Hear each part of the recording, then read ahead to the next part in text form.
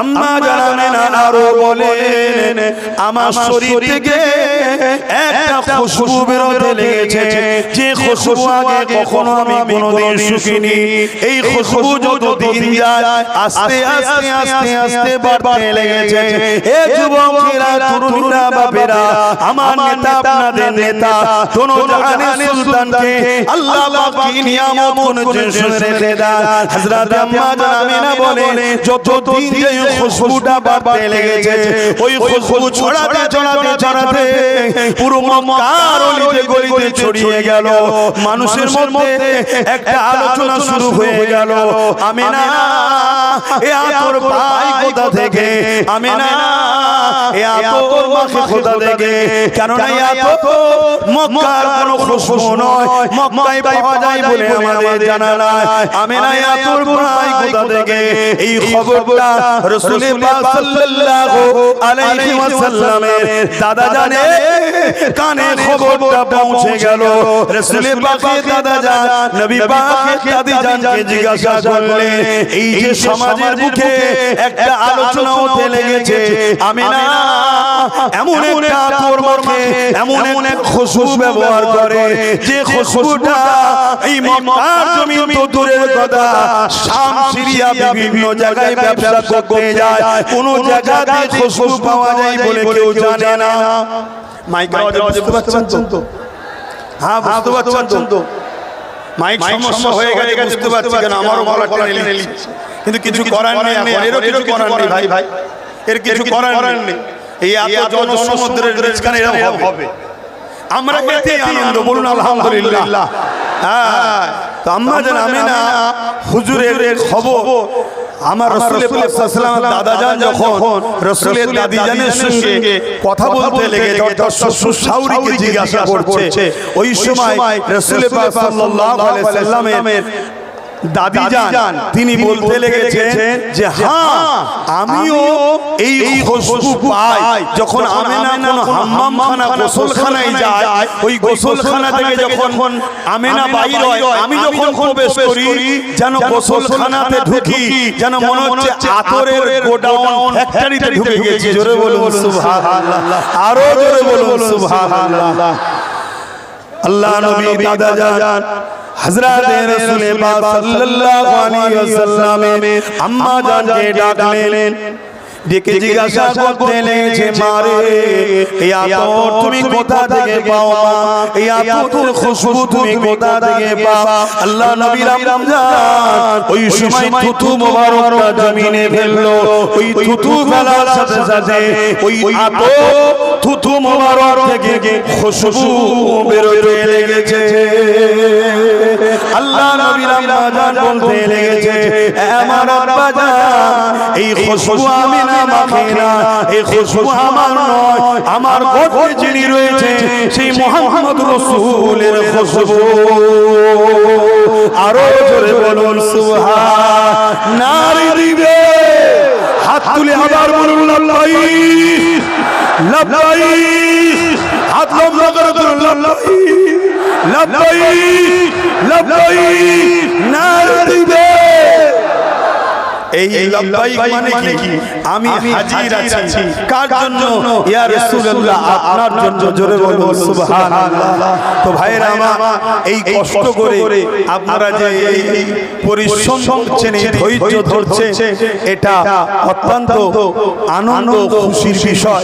এখানে একটা আপনাদের ঘরে একটা হাদিস আপনাদেরকে শোনাচ্ছি, যে কওলটা হযরত আব্বাস রাদিয়াল্লাহু তাআলা আনহু থেকে তিনি বলতে লেগেছেন যে আমরা আমার প্রতিবেশী এলাকার মানুষদের ঘরে নিয়ে এক জায়গায় করে আমার নবীর মিলাদের মাহফিল আলোচনা করছিলাম, অর্থাৎ আমার নবীর আগমন বিষয়ে আলোচনা করছিলাম।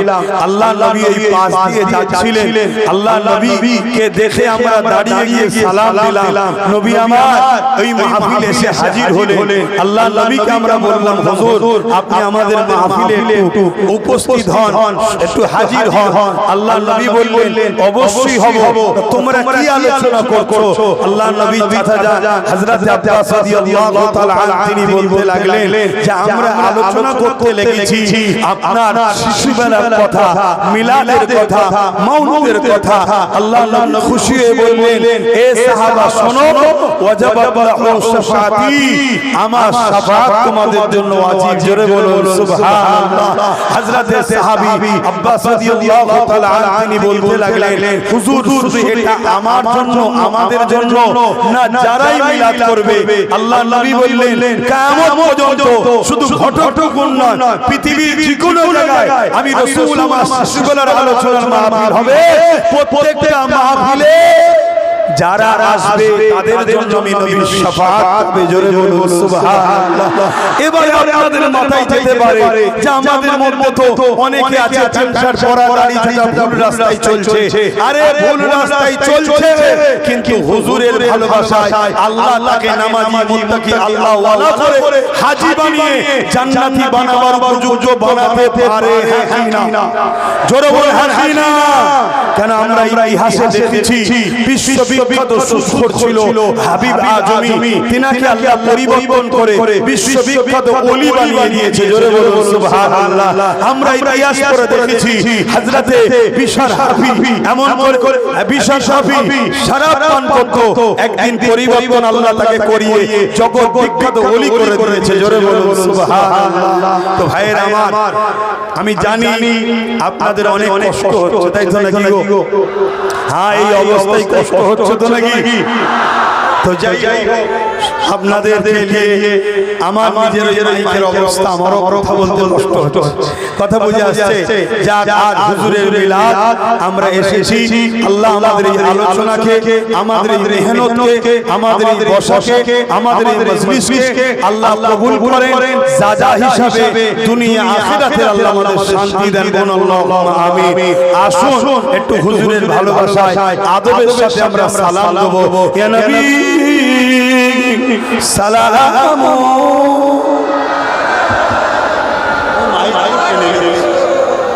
কিছু করার নেই।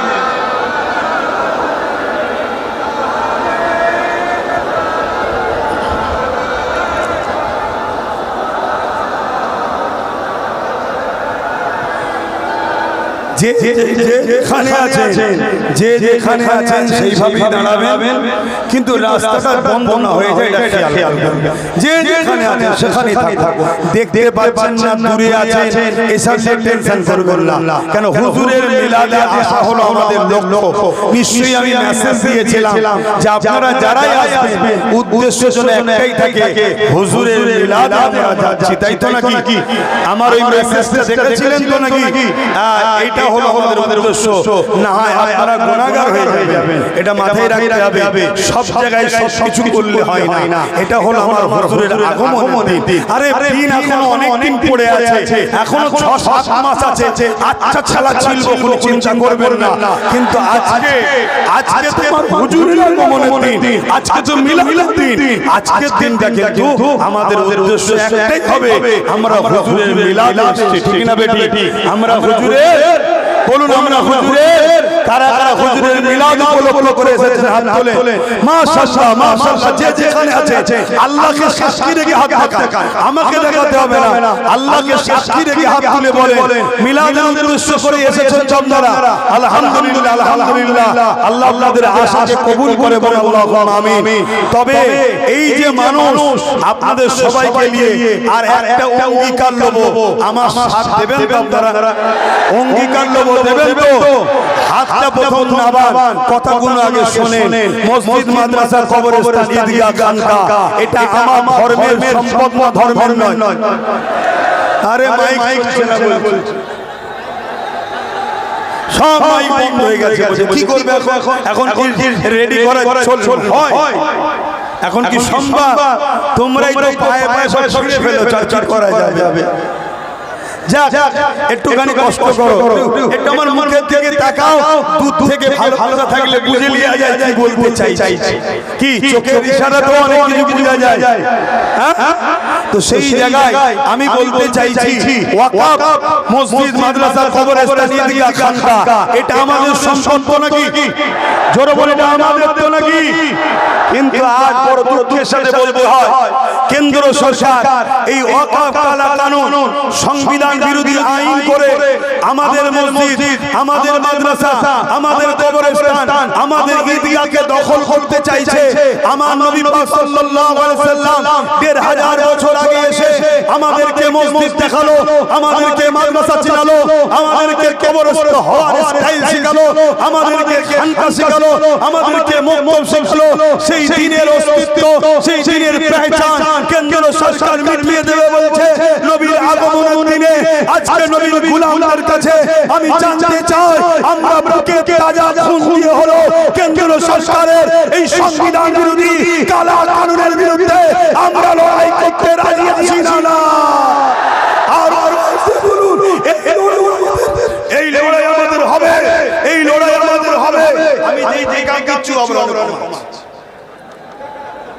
আরো মিটিয়ে নিচ্ছে তো কি বল সব মাইক টেক চলে, একটাও চলে, একটাও মাইক।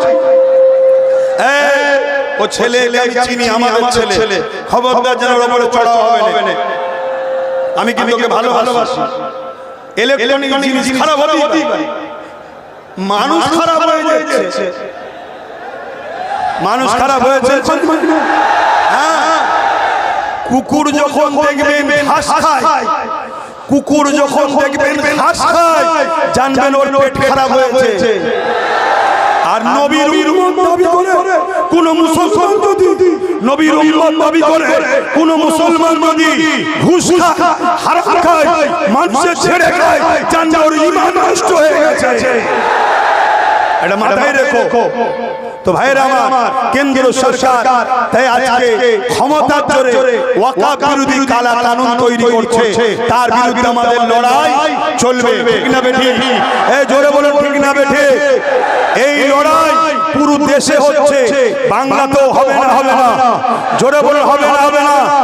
আজকে বাংলার কেউ যদি মনে করে তুমি কেন্দ্র সরকারের বিরুদ্ধে কথা বলতে পারবে না, কেন্দ্র সরকারের বিরুদ্ধে লড়াই করতে পারবে না, কেন্দ্রের কালা কানুনের বিরুদ্ধে কথা বলতে পারবে না, তাহলে আজ আমি বাঙালিদের ঘরে, বাংলার মানুষদের ঘরে, নবীর গোলামদের ঘরে জানতে চাই, আমার মসজিদ মাদ্রাসা কবরস্থান ঈদগাহকে বাঁচানোর জন্য কেন্দ্র সরকারের বিরুদ্ধে লড়াই হবে।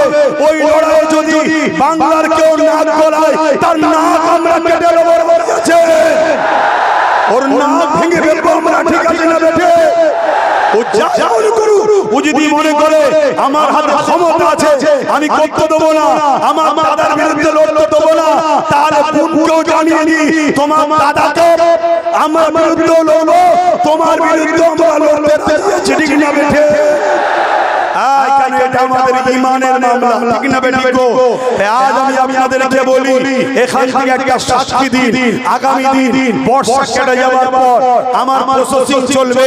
আমি কলকাতার ব্রিগেডে একটা ওয়াকফ বাঁচাও, দেশ বাঁচাও, মানুষের অধিকার ফিরিয়ে দাও, এই বিশাল একটা আন্দোলনের ডাক দেবো। আপনারা কি কাঠের পয়সা খরচ করে ওয়াকফের জন্য, দেশের জন্য যেতে রাজি আছেন? হাত তুলে রাখবেন, হাত তুলে রাখবেন, হাত তুলে রাখবেন। রাজি আছেন? ধোঁকা দেবেন না তো। গাছ খাবি তিনি হলেন আমাদের আব্বাজান। তিনি যখন আল্লাহ পাক তাকে সৃষ্টি করলেন, তিনি মাথা তুলে দেখছেন, আল্লাহ পাকের আরশ আজিমের উপরে লেখা আছে লা ইলাহা ইল্লাল্লাহু মুহাম্মাদুর রাসূলুল্লাহ। আদম আলাইহিস সালাম জিজ্ঞাসা করছে, আল্লাহ আপনার তো কোনো শরীক নেই, কেন আপনি কুল হুয়াল্লাহু আহাদ, আপনার কোনো শরীক নেই, লাম ইয়ালিদ ওয়া লাম ইউলাদ, না আপনার ছেলে আছে, না স্ত্রী আছে, না আপনি কারো থেকে পয়দা, তাহলে মুহাম্মদ রাসূলুল্লাহকে আল্লাহ বলছে, আদম রে, এটা হলো আমার বন্ধু, জিনাকে না বানালে এই আদম তোমাকেও বানাতাম না। জোরে বলুন সুবহানাল্লাহ। আমরা গর্বিত, আমরা সেই নবীর উম্মত, আমরা খুশি, আমরা সেই নবীর উম্মত যে নবীর জন্য কুল কায়নাত আল্লাহ বানিয়েছে। সেই নবী পাক এই মাসের 12 তারিখ সোমবার শুভে সাদেকের সময় পুরো পৃথিবীর বুকে শান্তি, সভ্যতা, ইনসাফ, ইনসানিয়াত নাই মানবতা প্রতিষ্ঠিত করে 23 বছরে পুরো পৃথিবীকে সাম্য প্রতিষ্ঠিত করেছিলেন। জোরে বলুন সুবহানাল্লাহ। যে সময়ে রোমের মতো সাম্রাজ্য, পারস্যের মতো সাম্রাজ্য, এমন করে কিসরা কাইসার যারা ক্ষমতার জোরে মানুষের প্রভু হয়ে বসেছিল, আল্লাহ নবী তাদের হাত থেকে অসহায় গরিব মানুষদেরকে বাঁচিয়েছে। গরিবদের জন্য আল্লাহ নবী প্রায় জায়গায় বারবার মার খেয়েছে। নবী আমার, হে নবীর উম্মত, আল্লাহ নবী মুসলিমদের জন্য মার খেয়েছে, গরিবদের জন্য মার খেয়েছে, ইনসাফ ইনসানিয়ত প্রতিষ্ঠিত করতে গিয়ে মার খেয়েছে। তুমি আজকে নবীর উম্মত দাবি করে, তুমি আজকে পীর পীরজাদা মওলানা দাবি করে আজকে সমাজে জুলুম হবে, গরিবের উপর অত্যাচার হবে, মানুষের উপরে অত্যাচার হবে, মানুষের উপরে জুলুম হবে। আমরা হাত উঠিয়ে বসে থাকতে পারি না। আমার নবীর মেসেজকে, আমার নবীর আদর্শকে পৃথিবীর দৌড়ে দৌড়ে আমাদেরকে নিয়ে যেতে হবে। যেখানে জুলুম হবে, জুলুমকে বন্ধন জন্য লড়াই করতে হবে। যেখানে আমানত খিয়ানত হবে, মানুষের হক দিবার জন্য লড়াই করতে হবে। যেখানে নারীর উপর অত্যাচার হবে, ওই নারীকে তার অধিকার দিবার জন্য লড়াই হবে। যেখানে দেশের উপর জুলুম হবে, দেশের জন্য লড়াই করতে হবে। কেন আমার নবী তিনার মাতৃভূমি মক্কাকে ভালোবেসেছে, মক্কার জন্য কেঁদেছে। তাহলে রাসূলের সুন্নাত হলো দেশকে ভালোবাসা। জোরে বলুন সুবহানাল্লাহ, আরো জোরে বলুন সুবহানাল্লাহ। এই মেসেজগুলোই আমরা রবিউল আউয়ালের চাঁদে মানুষকে দিয়ে থাকি। এই মেসেজগুলোই মানুষকে আমরা হুজুরের এই মিলাদ নবী উপলক্ষ করে দিয়ে থাকি। তার পাশাপাশি আমার আগে উলামা ভাইরা তারা আমার নবীর আগমন বৃত্তান্ত অনেক কিছু আলোচনা করেছে না করেনি। আমি একটা ছোট্ট আলোচনা করছি, মন দিয়ে শুনছেন তো? আম্মা জান হযরতে আমিনা রাদিয়াল্লাহু তাআলা আনহা, যিনি আমার নবী পাক সাল্লাল্লাহু আলাইহি ওয়াসাল্লামের আম্মা জান, হযরতে আব্দুল্লাহ হুজুর যিনি আমার নবী পাকের আব্বা জান, এবং হযরতে আব্দুল মুত্তালিব যিনি আমার রাসূল সাল্লাল্লাহু আলাইহি ওয়াসাল্লামের দাদা জান। শুনছেন? আর আমার রাসূলের দাদা ছিলেন মক্কার সরদার। জোরে বলুন সুবহানাল্লাহ। অর্থাৎ মক্কার লিডার ছিলেন তিনি। জোরে বলুন সুবহানাল্লাহ। তো রাসূল পাক সাল্লাল্লাহু আলাইহি ওয়াসাল্লামের আব্বা জান হযরত আম্মা আমিনা হুজুরের সঙ্গে বিবাহ হলো। এই বিবাহ হওয়ার পর সংসার জীবন শুরু হলো। হযরতে নবী মুহাম্মদ সাল্লাল্লাহু আলাইহি ওয়াসাল্লাম আব্বা জান আব্দুল্লাহ হুজুরের পেশিনা কবর মুবারকে ছিল, ওখান থেকে আম্মা আমিনা হুজুরের রেহেম মুবারকে চলে গেলেন। জোরে বলুন সুবহানাল্লাহ। আম্মা জান আমিনা বলছেন, যখন আমার রাসূল পাক সাল্লাল্লাহু আলাইহি ওয়াসাল্লাম আমার পবিত্র রেহেমে এলো, আমার শরীরে একটা নূর জ্যোতির রশ্মি বেরোতে লাগলো। জোরে বলুন সুবহানাল্লাহ। শুধু এটা নয়, 30 লক্ষ যুবকের একটা ভিড় হবে, সেখান থেকে আওয়াজ উঠবে, কারো দয়াতে আমরা নাই, দেশ আমাদের ছিল, আছে, থাকবে, এই দেশে সবার থাকবে, অন্য কারোর উপরে জুলুম করলো আমরা আজ মুসলিমের পাশে দাঁড়িয়ে জালিমদের বিরুদ্ধে লড়বো। ঠিক তেমনি আমার মসজিদ মাদ্রাসা, আমার ওয়াকফের বিরুদ্ধে কেউ যদি আওয়াজ তোলে, আমরা তাদেরও বিরুদ্ধে আওয়াজ তুলবো, লড়াই করবো। ঠিক না বেঠিক? প্রয়োজন যদি হয় মনে রাখবেন। এখানে আরেকটা কথা বলে যাচ্ছি, এই ডাকটা আরেকটা জিনিস আমাদেরকে দেবে, কে মুমিন মুসলমান, কে মুনাফিক মুসলমান জানা যাবে। ঠিক না বেঠিক? আমি যাচ্ছি মসজিদ বাঁচাতে, আর আমার এলাকার কোন মুসলিম নেতা যদি বলে গেলে ঠ্যাং ভেঙে দেবো, জানতে হবে মুসলিম সুরাতে বেঈমান। ঠিক না বেঠিক? অতএব ওই গাদ্দারগুলোকে চিনে রাখতে হবে, ওই গাদ্দারগুলোকে চিনে রাখতে হবে। সময় আল্লাহ যেদিন দেবে, সাহাবাদের সুন্নাত পালন আমরা করব। ঠিক না বেঠে? আরো জোরে বলুন, ঠিক না বেঠে? সাহাবাদের সুন্নাতের উপরে আমল করা দরকার আছে না নাই?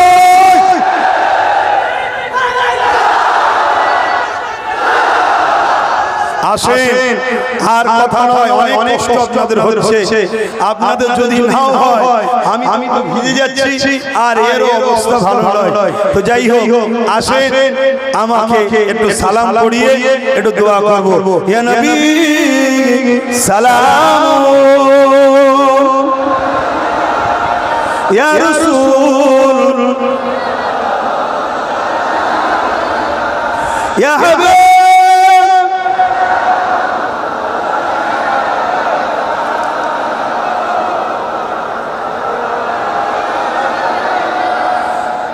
طلع البدر علينا من شنيعة الوداع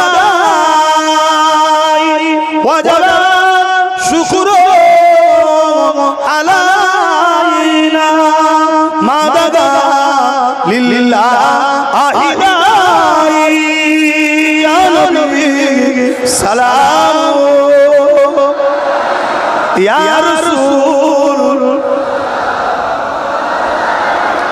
يا حبيب